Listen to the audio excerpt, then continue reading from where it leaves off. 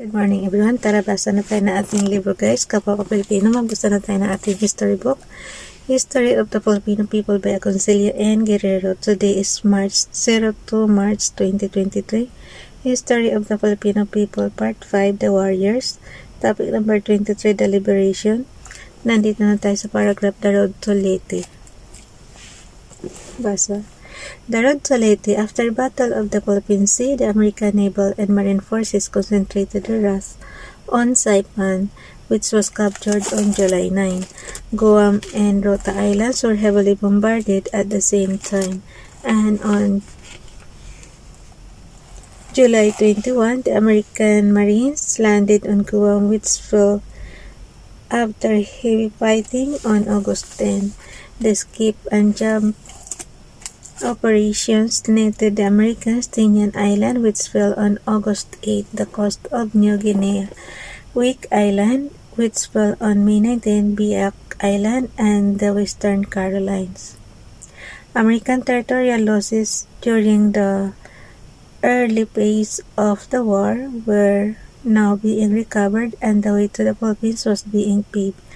Carrier planes obtained the Japanese positions in Iwo Jima, the Palau Islands, the Peleliu, and the Angar Islands. In the Southeast Pacific, MacArthur's forces occupied Morotai Island and struck at northern Celebes, Halmahera, Siram, and Bogalkop. By the middle of 1944, the American forces were in a position to tighten the noose around Japan's neck.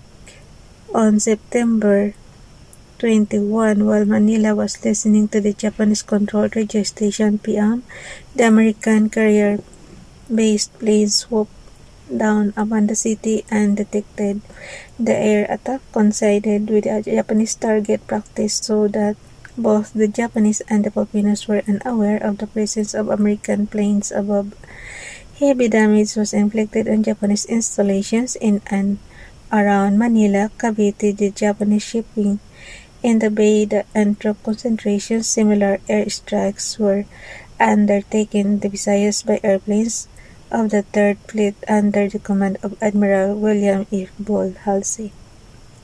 This carrier strike led Admiral Halsey to the conclusion that the invasion of the Philippines must begin in Leyte and not in Mindanao, as originally contemplated by MacArthur.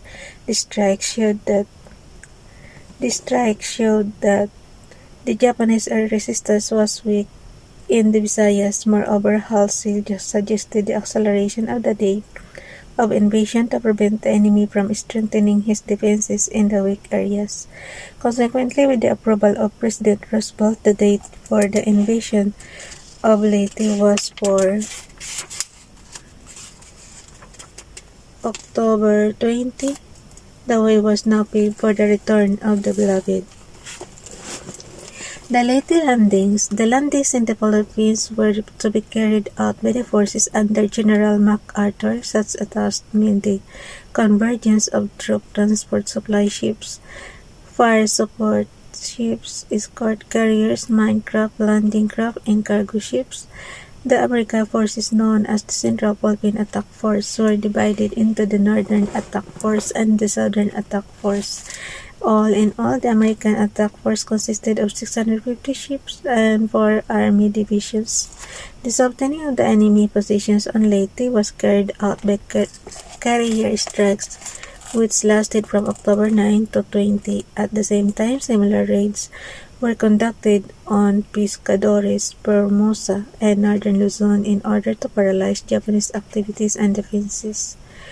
Central Luzon took a share of the carrier attack on October 18 and 19, while units of the American Navy scoured the seas in the Visayas to prevent the Japanese Navy from interfering with operations in Leyte. On October 11, the long line of American attack force left New Guinea. Target Leyte minesweepers preceded the main attack force. On October 20, the Leyte beaches were severely bombarded from the air and from the sea. The small islands guarding the entrances to Leyte were secured the same day. Channels and landing beaches were immediately cleared of mines. with the enemy neutralized by heavy bombings and naval guns. Two Army Corps landed in the morning of October 20. Beachheads were established and soon the troops fanned out in several directions to drive out the enemy the Americans had returned. The Battle of Leyte Gulf. The Leyte Landings brought home to the Japanese naval and military authorities the urgent menace. Those landings presented to them Admiral Soemo Toyoda, chief of the Japanese Combined Fleet, had show operations put into effect. The show operation envisaged control of the air and the neutralization of the American menace. It was thought to be counter-attacked by air and naval ships in order to destroy the American fleet guarding and protecting the Leyte beachheads. For this purpose, three naval forces were to converge on Leyte Gulf. The northern force under Admiral Jisaburo Ozawa was to sail from Japan down the eastern coast of Luzon and on to Leyte Gulf. The central force under Admiral Takeo Korita was to steam through San Bernardino Strait and on to Leyte Gulf, and the southern force divided into two groups, one under Vice Admiral Shuji Nishimura and the other under Admiral Kiyohide Shima, was to reach Leyte Gulf through the Surigao Strait. The battle for Leyte Gulf, the greatest naval battle in history, was fought simultaneously in three different places from October 24 to 26. In its magnitude and significance, the battle for Leyte Gulf exceeded all previous naval combats, including the Battle of Jutland during World War I. The Battle of Surigao Strait. The Japanese southern force coming from Singapore entered the narrow Surigao Strait in the darkness hours of October 25. The American task force, headed by Rear Admiral J.B. Oldendorf, waited for the enemy in complete silence. The Japanese commander, not suspecting that his approach had been discovered, continued steaming down the strait with self-confidence. At the precise moment when the enemy ships were within range of the American heavy guns, Oldendorf gave the signal to attack first the petty boats, then the cruisers, the destroyers, and the battleships. Attacked with such fury that Admiral Nishimura did not know what hit him. He ordered the star shells fired into the air to see the enemy, but the shells unfortunately fell between the combatants, thereby giving Oldendorf a good sight of the Japanese. The merry battle, wherein the Japanese ships were completely trapped, resulted in the almost total annihilation of the southern force. On the American side, only one destroyer was severely damaged. Letter B. The Battle of Samar. On October 24, when the American naval intelligence discovered that a strong Japanese force was steaming for San Bernardino Strait, planes of the Third Fleet attacked the Japanese Central Force under Admiral Korita. The enemy suffered severe losses before he could reach the strait. Some turned back, but the survivors dodgily proceeded to the strait without having been detected by the Americans.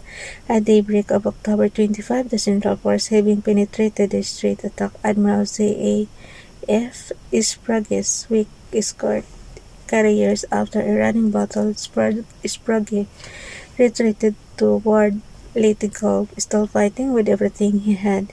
Planes from Sprague's escort carriers and torpedoes from the destroyers prevented the Japanese from pursuing their advantage.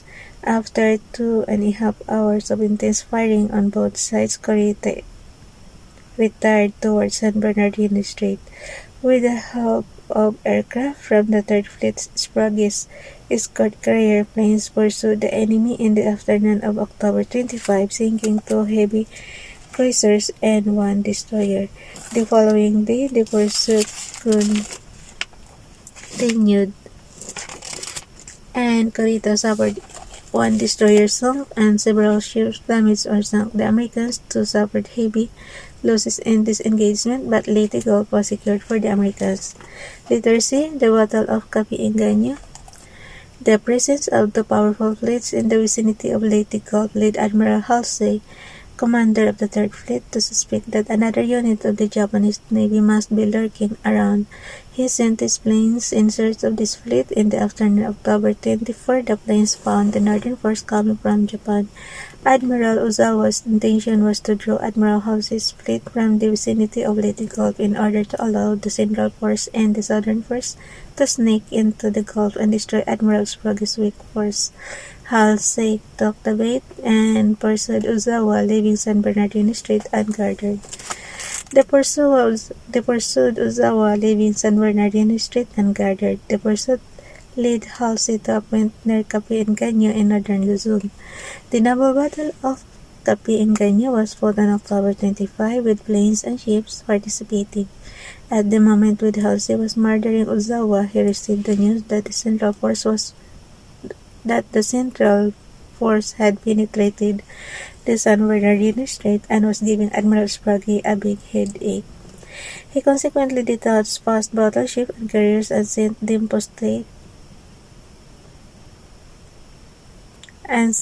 post-haste to Leyte Gulf.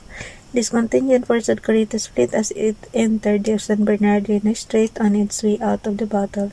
On October 26, the remnants of the Japanese fleet were wiped out by planes of the Third Fleet. The men of the Third Fleet also Halsey dispatched a part of his fleet to Leyte Gulf after receiving Sprague's urgent cry for help, called the operations the Battle of Bull's Run, referring to Halsey's familiar nickname Bull.